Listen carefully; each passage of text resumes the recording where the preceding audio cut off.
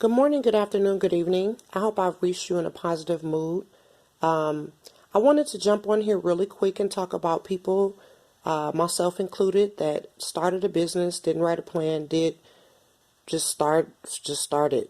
You just started, and whether you're profitable or not, I'm talking about the people that didn't take the time to write out a plan, incorporate and this and that, and maybe you went back and did it later on, but especially in service, it's real common for you just, you have a service to offer, you just start offering those services unless you need certification.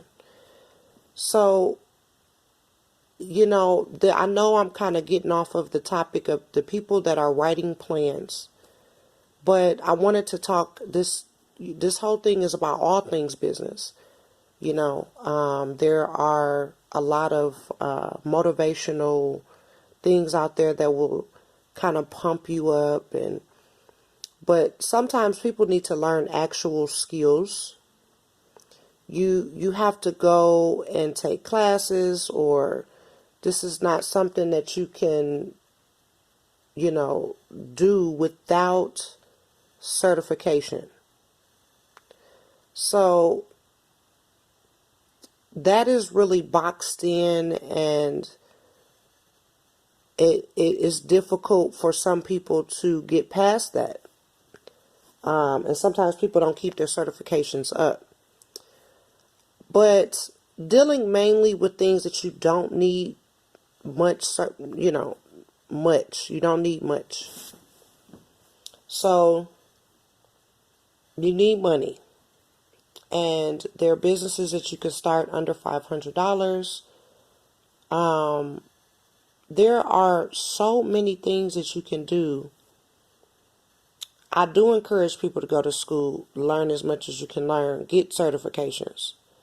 But some of you are coming from a place where you, for whatever reason, cannot get those certifications at this moment. But you have been, offering a product or a service, or you've been selling. You have a business going on. You're doing your thing. I know people that have stores and boutiques, and and they've never worked in retail. I know people with restaurants that have never worked at a restaurant. So sometimes you kind of jump right in at the seat of your pants. You jump right on in. But what you'll find is, okay, what you have to have quality. So if you don't really know what you're doing yet, you don't quite know, even if you have your certifications, go and work in that industry. Go and try to get knowledge on the industry, knowledge and experience on the industry that you're entering. Even if your ultimate goal is to have your own, go and try to see how other people that have it successfully mastered, and go work for them some if you can. But those of us who jumped right into our purpose and used life experience and essentially used our clients as guinea pigs in the beginning, getting good. Once we got good, and I feel sorry for hairstylists, barbers coming out of school. Oh, mercy. You have to convince people that you can cut hair. They nervous. They don't, and people have their barbers. They have their hairstylists. But I'll tell you this. At the school, you'll build some rapport. And working for someone, you'll build some rapport. And you just have to be available, and you have to withstand the droughts. So little by little, one client, two clients, like each week I'd set a goal, like, okay, I want to meet this many people, talk to this many people, compliment this many people on their hair, of course, because I'm a stylist. But then I'd also go further and maybe learn, okay, if I'm a hairstylist, I want to know how to do eyebrows. I want to know more and more and more, so I can just be the complete package. And then I can also get little hits here and there from other skills. So you just do hair, you don't know anything else, you're just getting the hair money. But what if you became an affiliate with some products and sold the products on the side as well? And it's just a lot that you can add to it while you're building that clientele coming out of school. Same thing, barber, same thing. Nail technicians, massage therapists. You're at that point where you've mastered the skill in school. Now it's time to go and practice it. So you got to build your clientele. So even just in sales, you have some people that have never worked in sales, and then they get a job in sales, and you have to come from not ever having a sale. I've never sold. But don't think of it like that. You've been selling yourself. You have people that like and love you. They like and love you because you sold yourself to them. And family, your family don't have to like you. They really don't have to love you. They can be evil and malicious if they want it, Your family is a cushion, though. They're gonna like things that maybe they're gonna like and love you overall, Whereas society, you can get rejected.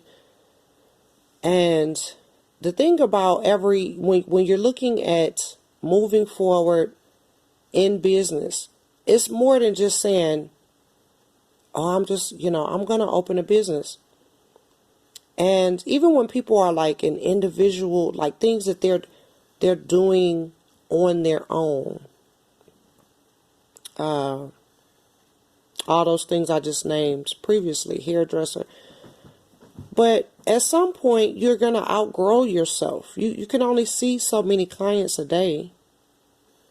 You can only, okay, are you going to share knowledge now? Well, at some point, you're going to have to share the knowledge. You're going to have to grow because you can only have so many clients to yourself. So many hours in a day. So many heads you can do or whatever. So many massages you can do. So many, even if you're a tax agent or a real estate agent, or when you're an individual and you're doing things and the business is like kind of wrapped around you, you feel like you don't need a team. In the beginning, you need a team of people that will motivate you and that are successful in what you're doing and what you're trying to be successful at. That's your first team. Your second team will be the people that from the class that you just left, the people that didn't know what to do. And someone took, now it's time for you to take them under your wing. And then you have a third phase and a fourth phase. So business oftentimes starts out as you, the individual, going and putting in effort and work, and then it grows into this bigger thing. That could be a corporation, that could be just a family enterprise. You can actually shape that as well. Like, hey, I want it to be like this. And, tell your team, your children, whoever's going to be running it. So, yeah, I just wanted to leave you with that. And definitely track everything that you're doing, especially your successes as well as your failures. Track every dime that comes in and out, whether business or personal. and get a system that will help you collect this information and keep it organized.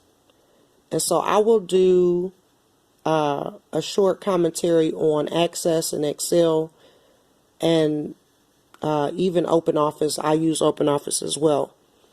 And so there's a bunch of tutorials online on YouTube where you can learn how to use this software to make databases and spreadsheets and, just really collect your information and keep it organized, where you can print it out and have it for taxes, for whatever, just internal things, really just trying to stay on track.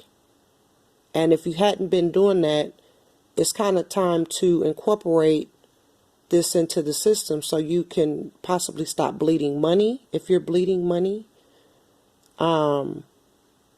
make real decisions. You could be able to, this data will help you make real decisions. If you've already you're doing it, you're making a profit, you've made money, you have data, you have clients, you have data, you have something. And even if you don't have anything yet, you have your marketing material that you've created to engage your potential clients. So you still have something. You have some data. Even if you have a database of all your marketing stuff. Okay? So I'll leave you with that. Get your paperwork together. This is basically for people who are already y'all done jumped in.